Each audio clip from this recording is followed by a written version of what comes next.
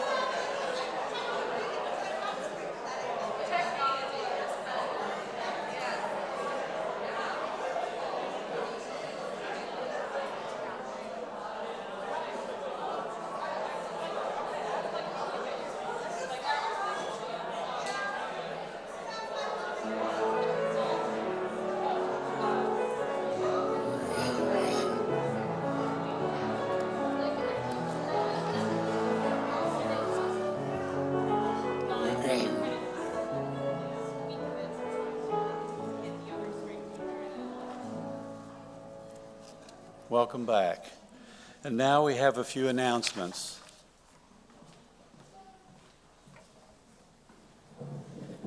Good morning. I have just a few announcements today. The first is that today is our water communion. This is one of two communions that Unitarian Universalists do. And because one of our goals that you'll hear about later for this year is accessibility, we are going to describe the ritual right now so that you know what's coming. This ritual is about merging waters. Some of you have brought water from home, some of you have brought water from travel, some of you have not brought any water.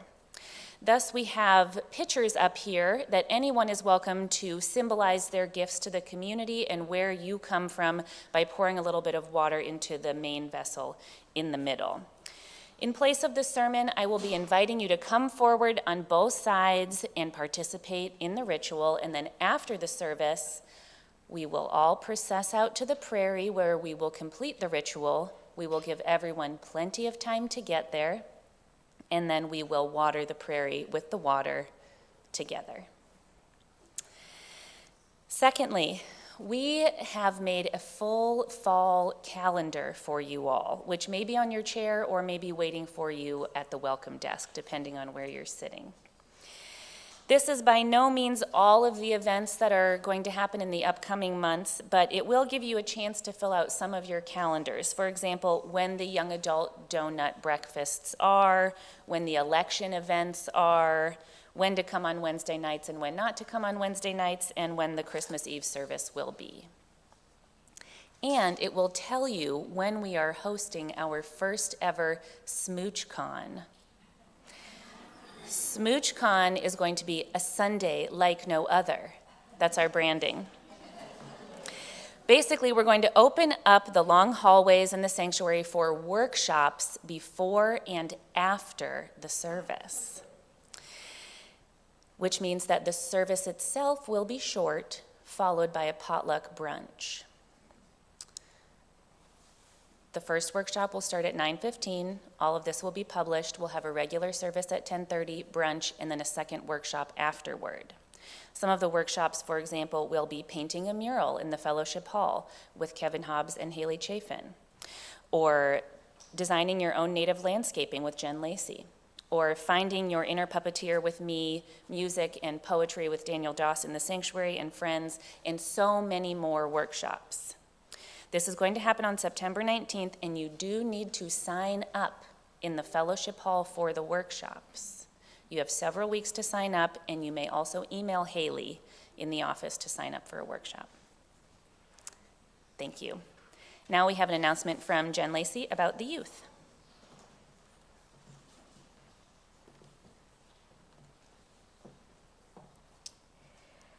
All right, good morning. Our Wednesday evening youth group for students 7th through 12th grade will begin meeting again this Wednesday, September 11th, from 6 to 8 p.m. You're welcome to sign up for dinner beforehand. And then also beginning next Sunday, September 15th, the youth are invited to embark on an exploration of world religions. Students will be introduced to different faith traditions and have opportunities to visit neighboring institutions. Most importantly, the UU course is designed for the youth to become better grounded in their faith and clarify their own particular UU identity. So please reach out to me or Kevin Roberts if you have any questions. And finally, I'd like to welcome our special guest musicians, Sascha Groschang on cello and Laura Parks on violin. They are the Wires. Thank you so much for being with us today.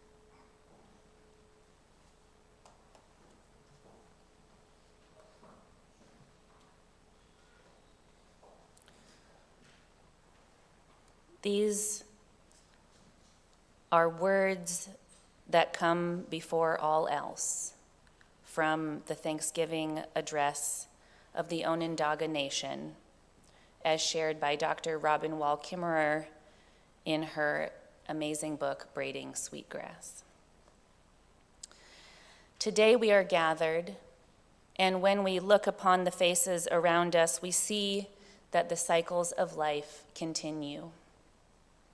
We have been given the duty to live in balance and harmony with each other and all living things. So now let us bring our minds together as one as we give greetings and thanks to one another as people. Now our minds are one. As a people of faith and good conscience from many different backgrounds, and in the spirit of a land acknowledgement, which we have not done here before in the service, as well as in the spirit of our own traditions of confession, reparation, and truth-telling, we proclaim these truths. The earth is held sacred by many, and we heed humanity's shared call, or a divine call to stewardship, to care for our planet, for one another, and for those not yet born. And so I gratefully acknowledge that this sanctuary and the land I stand upon is located on the ancestral land of the Osage and the Kanza, Ka, Kickapoo, and Osheti-Sakowin nations.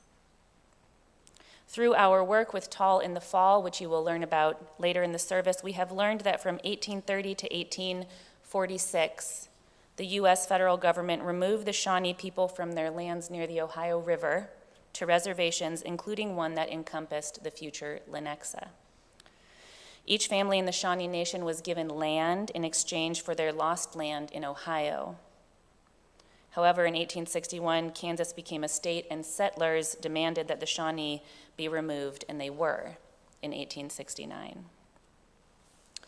This removal coincided with the opening of the railroad line and the birth of the town of Lenexa that same year. We learned that the name Lenexa is derived from the name of Shawnee Chief Blackhoof's wife, whose name shows on the census records as Na-Nex-Se, or Len-Ag-Si. She is remembered as being a hard worker and well respected in the community who cared well for her orchards. An atlas from the Library of Congress shows that in 1886, this land was owned by A.P. Williams, a farmer who owned 93 acres with a house located in the northeast corner near the tracks on Flum, and that he had an orchard in the southeast corner. As more people settled in Johnson County, farmland was turned to residential suburbs, and in 1953, Don Bonjour Elementary School was built where thousands of children learned to read and write and play music. This plot of land now hosts a church where innumerable people receive sustenance from our pantry shelves, gardens, and orchard, where those in need of shelter find warmth and rest, and where you, our community, gathers here this day and every Sunday and many, many days in between. And now we have returned a piece of our land to Tallgrass Prairie, whose deep roots hold these memories, a long story of this place. In closing with the end of the Onondaga prayer, we acknowledge all these truths in hope that the truth will set us free. Polluted in land, mind, body, and spirit, from being owned by corporate interests and by our own dependence on fossil fuels. Let us share in gratitude even as we are moved by righteous anger. And let us commit to a way forward together. And now, truly, our minds are one. Come, let us worship. Please rise as you're willing and able for hymn number 346 in the gray hymnal, Come Sing a Song with Me.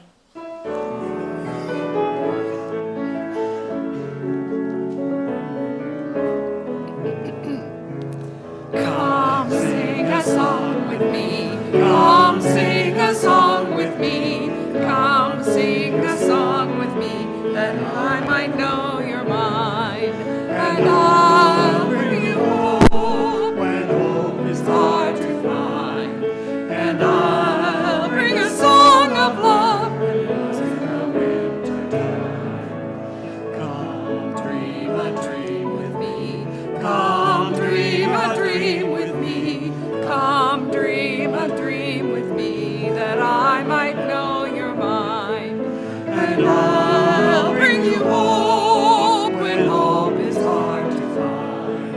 And I'll bring a song of love when it's in the winter time. Come walk in rain with me. Come walk in rain with me. Come walk in rain with me, that I might know your mind. And I'll bring you hope when hope is hard to find. And I'll bring you a song of love and a rose in the winter time. Come share a rose with me. Come share a rose with me. Come share a rose with me, that I might know your mind. And I'll bring you hope when hope is hard to find.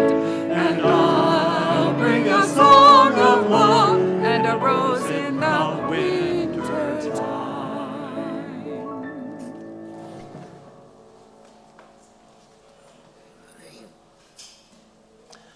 As Java comes forward to light her chalice, we invite you to join us as we recite our covenant.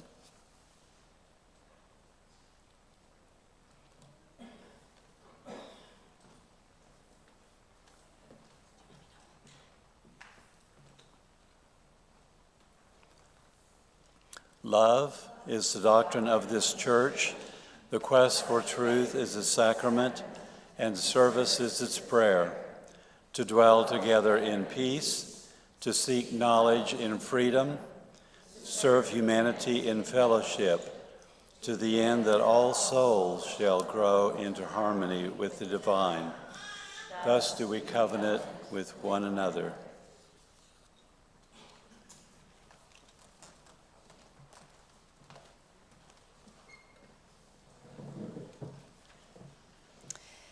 At SMUUCh, we love our tall grass prairie.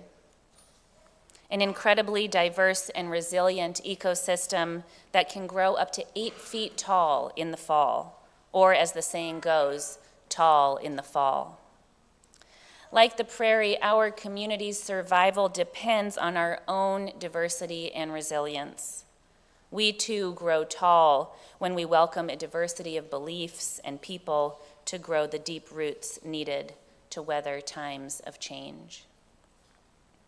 Tall in the Fall is our annual commitment to listen to each other, learn together, and create practices and policies to grow the diversity and resilience of the land and people who share this space now and into the future.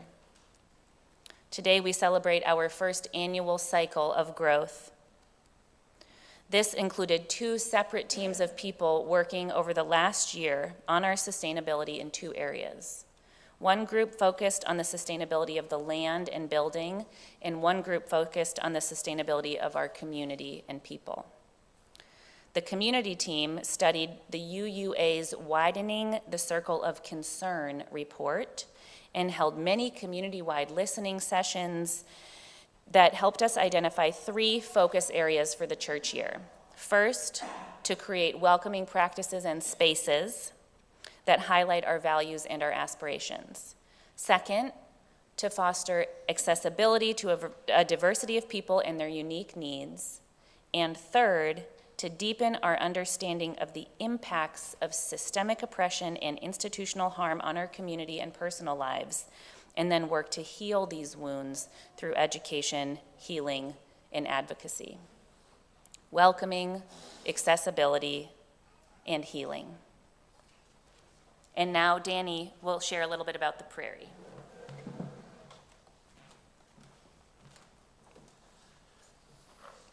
Morning again. I'm one of 6 people who are lawn rangers who keep the grass cut here at SMUUCh. We've got a lot of grass.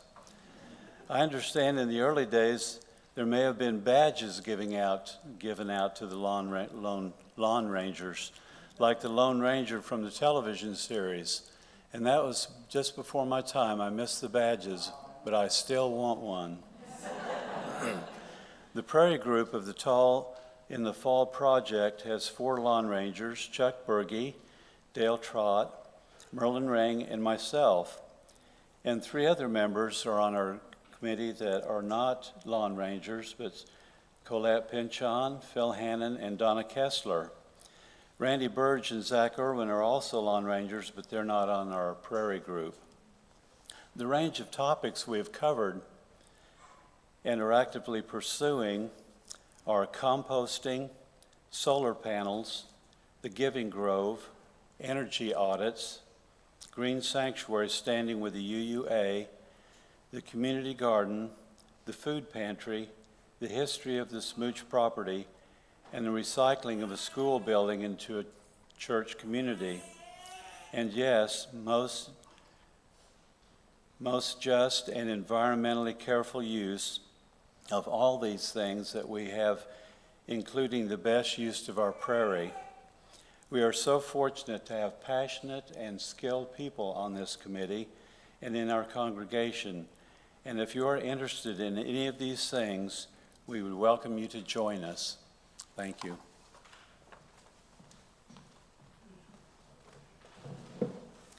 When we gather at our annual meeting in May, we will review and celebrate how we have done on our welcoming, accessibility, and healing. Thank you.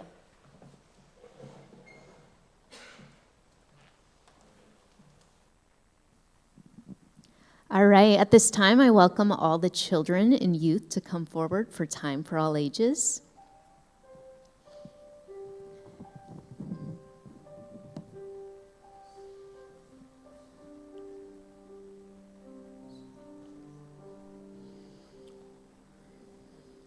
Welcome. I see you have some water with you. Great. All right. Who can tell me what I brought with me today?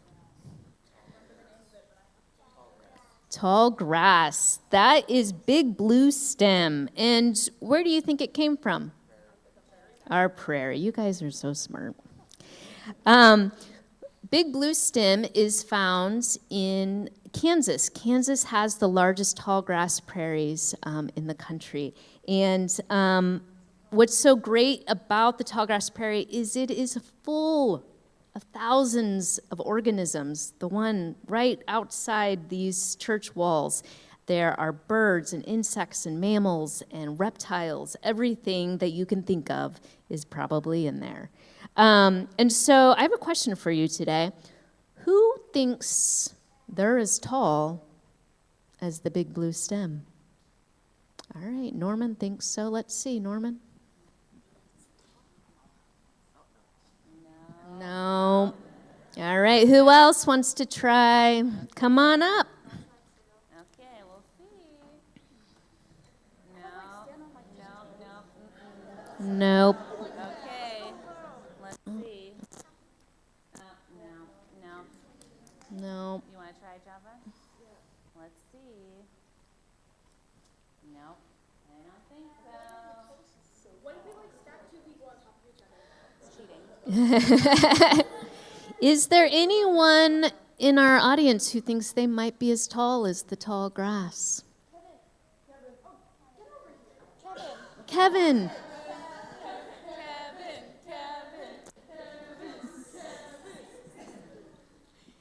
Let's see.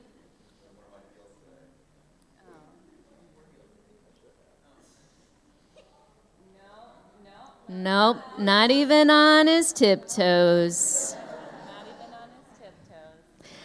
What is so cool about tall grass, and especially this big blue stem, is it can grow. It's tall. That's super cool. It can grow up to 8 feet tall. But I think what's almost more impressive is that its roots can grow just as deep. And it grows the most in the hottest, driest part of the summer because it reaches far into the earth to grab water where shorter species can't, and they die off. So that's really cool. Its deep roots allow it to grow tall and stay stable during severe weather conditions and things like that. After this service today, we are going to take our water out to the prairie. And during that time, I have made some there's some pictures on here of species in our tallgrass prairie. And so you all can share these and see, when you go out there today, I want you to see if you can find the flowers and grasses on these pictures. All right? Here, let's pass these out real quick. We'll have to share. There you guys go.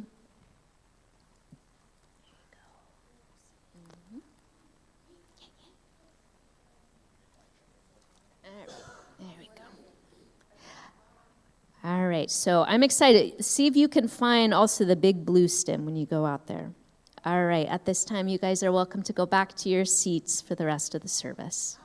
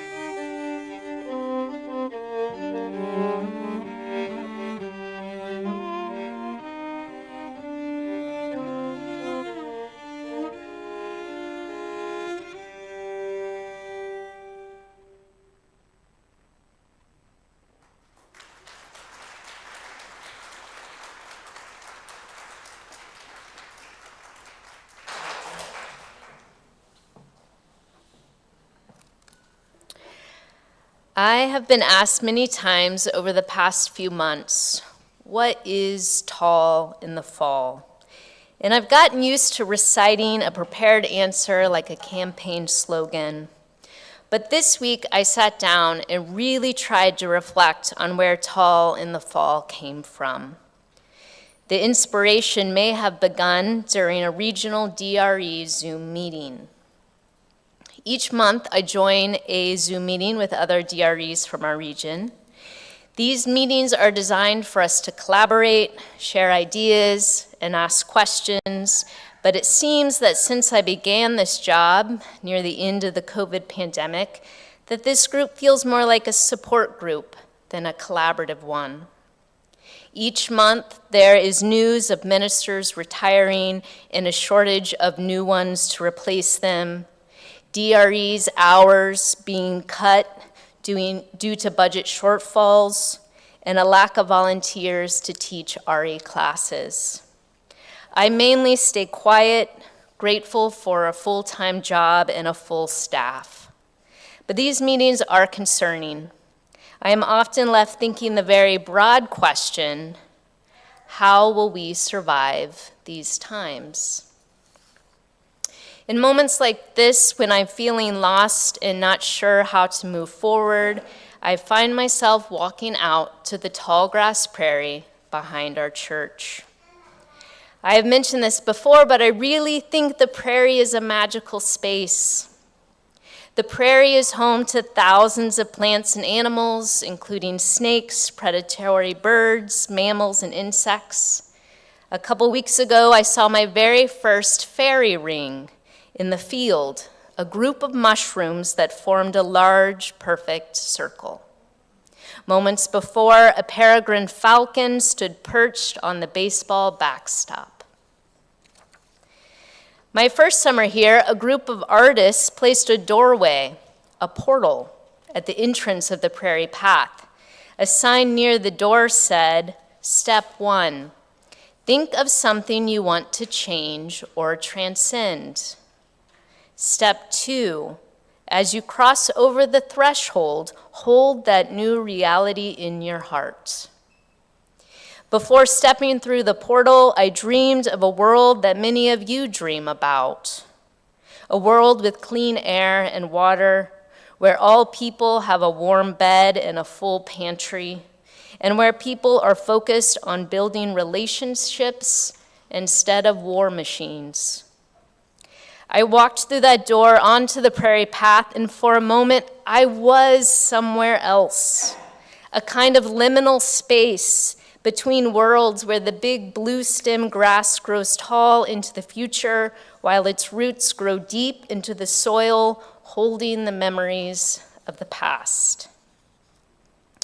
This time last year, likely after one of these DRE meetings, I visited the tall grass prairie and meditated on what it might teach us about surviving and building a new world for the lands, for the people now and in the future. When I returned to my computer, I pulled up the Kansas Nature Conservancy's webpage on tallgrass prairies and learned why they are so good at surviving. I learned about the incredible diversity of organisms they host that creates an abundance of food and shelter for its inhabitants, and how their roots grow deep into the soil, allowing them to access water during periods of drought and remain stable during severe weather conditions. I read about their annual cyclical nature. Most of us have been taught to live within a linear timeline where we count the years one after another and success by the growth of our savings account and 401ks. The stock market, most corporations, and many churches place their value on constant linear growth, where success means more money and more members. Yet the tallgrass prairie dies back every winter and still creates more abundance and diversity and weathers difficult times better than any of our human systems. Markets crash and churches closed their doors. Then at the top of the webpage, I read the words, "Tall in the fall," and it felt so simple and hopeful. In a culture that values a sense of urgency and end goals, Tall in the Fall felt like an invitation to take things slow, season by season, that perhaps there is no end goal, rather a way of being that ebbs and flows and survives, healthy and tall and vibrant, year after year after year. The type of growth we actually seek, the type that will help us and others survive the next big change, is the type of growth found in the tallgrass prairie. Growing tall in the fall means growing more diverse, growing in our ability to welcome people with different backgrounds, lived experiences, and belief systems, and growing relationships with deep roots, connections that provide stability and keep us grounded in meaningful connection during times of conflict and change. The more I reflect on the prairie and our community, the more I see all the ways that we are already helping each other survive these times. In a culture that values the privatization and commodification of basic needs, you planted an orchard, opened a food pantry, and created space for a cold weather shelter so people have warm beds and food in their pantries. In a culture that values extraction and development over environmental repair and restoration, you planted a tallgrass prairie to welcome back the native grasses and flowers and the hundreds of other species that once occupied this land but were removed by settler colonialism. This community knows that nothing is inevitable and everything is possible when we work together.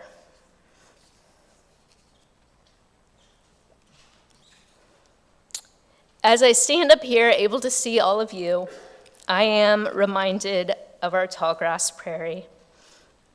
Like the prairie, we are a community of individuals, each with our own unique experiences and gifts that help this community not just survive, but create joyful noise like the birds and the crickets who sing their worship songs with us this morning. And so I offer us an invitation today, a challenge, and a joyful cry.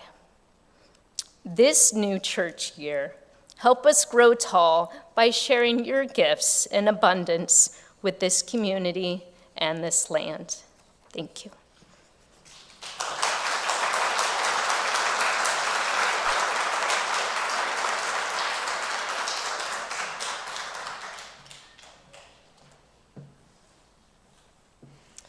We come to this place to see and be seen, to teach and be taught, to hear and be heard. I invite you to reach over and nudge the person sitting next to you, reminding them and yourselves that we are gathered here together in peace and in authenticity and intention. We also come to this place to share our joys and sorrows. If you have a rare joy or a profound sorrow, I invite you to come forward now and briefly share in 2 to 3 sentences and light a candle.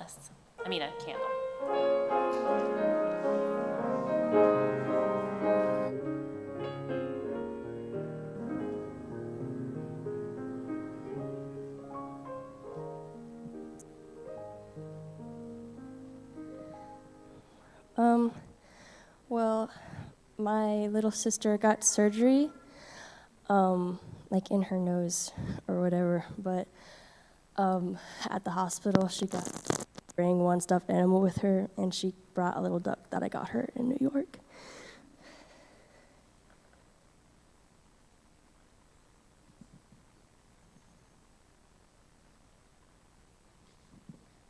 It's been raining a lot more recently, which I've been waiting for, and it's not that unique, but I really like the rain, and it's just nice because, yeah, it kind of fits with the water stuff today. So the Wednesday youth group is back in session. and just youth group in general. I'm always glad when it comes back.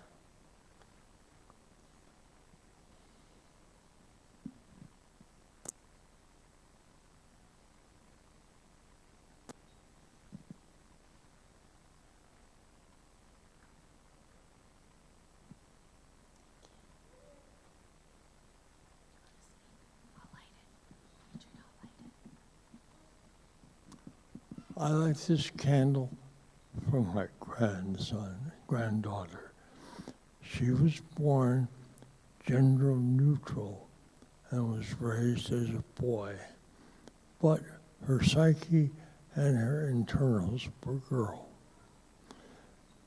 A week ago, she had gender reforming surgery, very much more complicated than the traditional gender change. Took her 8 hours, and the world's specialist in Boston. It was paid for as the first recipient in the state of Maine for help people with gender problems.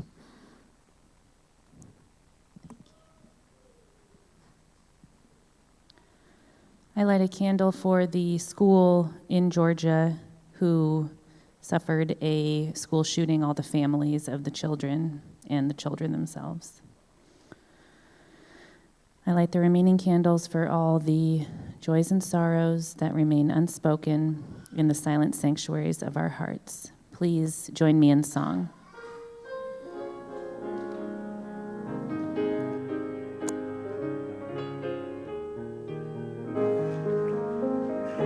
We hear your words. We witness your life in all of its heaviness, in all of its brilliance, and we carry your joys and sorrows in a shared heart.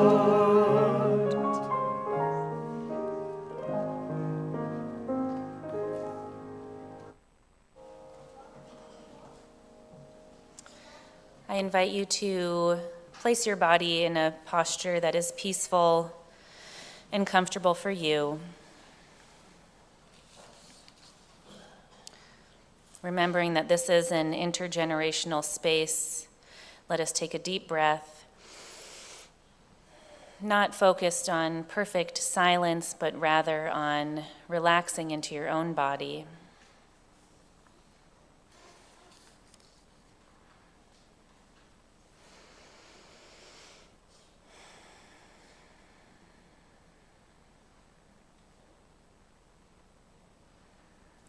For our meditation, I bring you a poem by Aisha Siddiqa entitled, "On Another Panel About Climate, They Ask Me to Sell the Future, and All I've Got Is a Love Poem."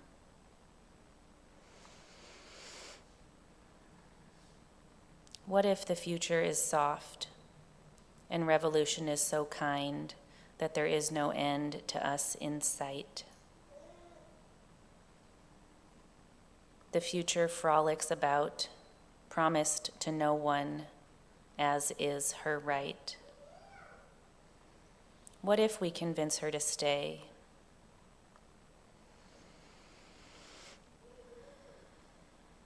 How rare and beautiful it is that we exist. Love is still the only revenge.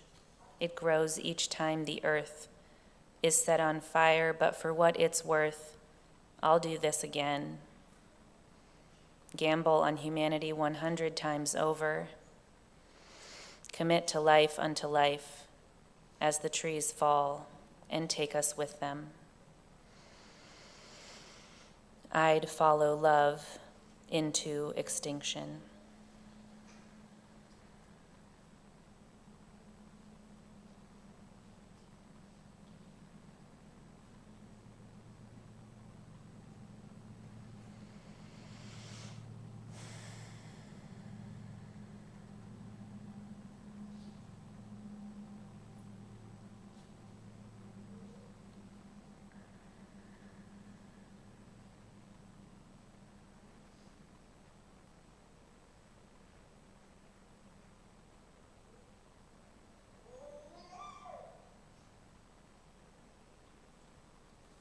Please remain seated for a meditative hymn, Becoming.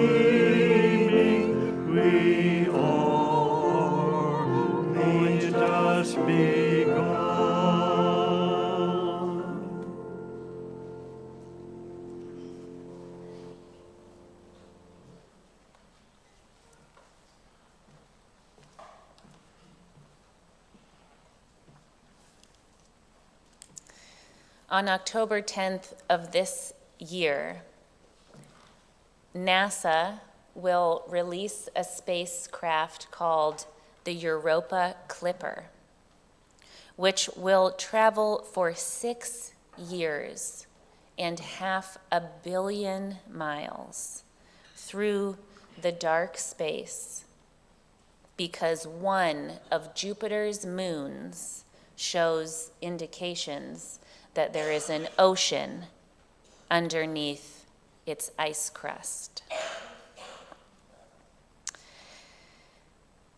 This stunned me, that inscribed on the Europa Clipper is this incredible poem commissioned and written by U.S. poet laureate Ada Limon. It is called In Praise of Mystery, a poem for Europa. Arching under the night sky, inky with black expansiveness, we point to the planets we know. We pin quick wishes on stars. From Earth, we read the sky as if it is an unerring book of the universe, expert and evident.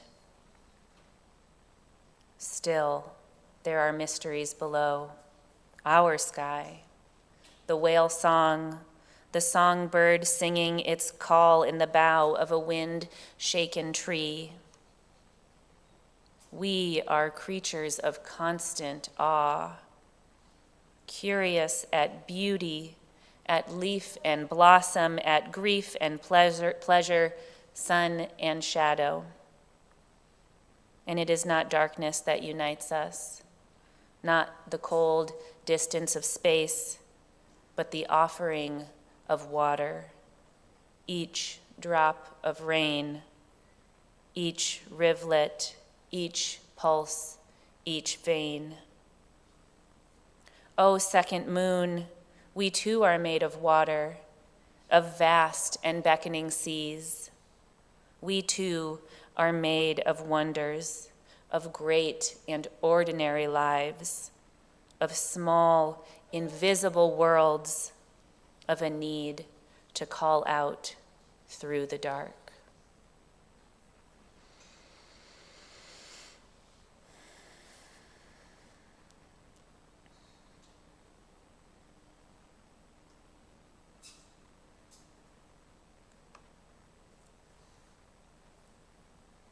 And now let us celebrate our waters and merge them.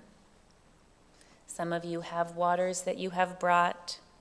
Some of you will use the ladles to pour into the center vessel. You will see that there are 2 cups on either side of the center vessel. One has been placed there by UUs for Justice in the Middle East to represent the people in Gaza who cannot find water due to ongoing violence, and one has been set for all the victims of climate drought. Please join us in the water communion.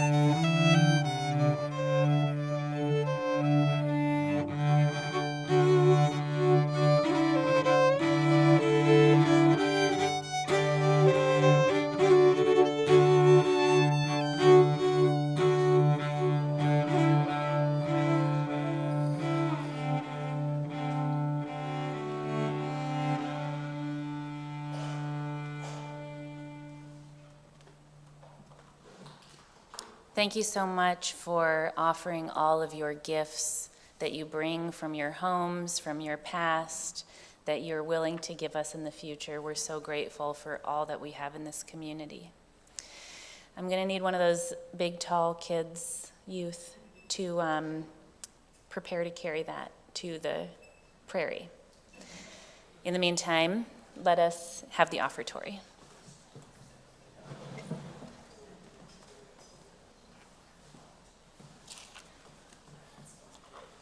The work of the church depends on us, our generosity of time, wisdom, and financial resources. We invite you to give generously to support the ongoing work of the church. The offering will now be given and received in grateful appreciation of our shared values.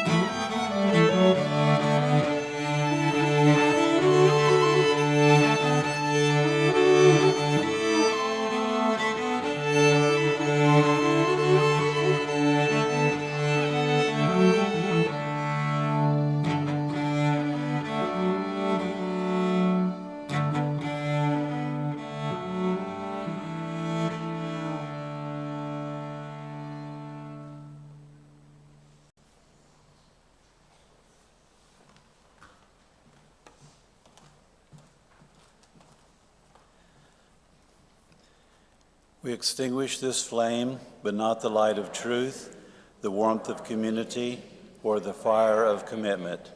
These we carry in our hearts until we are together again. Please rise if you are willing and able for our closing hymn, number 131, Love Will Guide Us.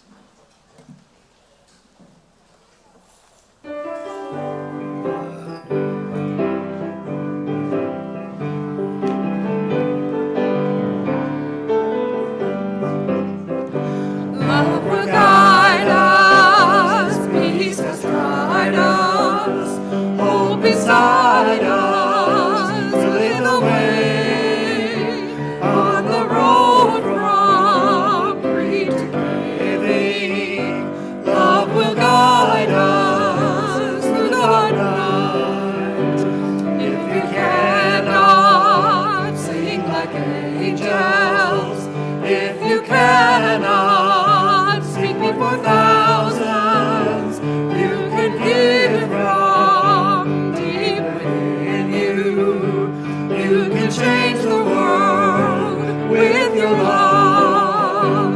Love will guide us, peace will guide us, hope inside us will lead the way on the road from free to living. Love will guide us through the dark night. Way to go, Jim. This week, I invite you to consider what you want your involvement in church to be this fall, what you want to do for yourself and for your community. And now, Ellie and Norman, would you please make sure these doors are open now? And I invite you all to come with us to the prairie to complete the communion. Go in peace.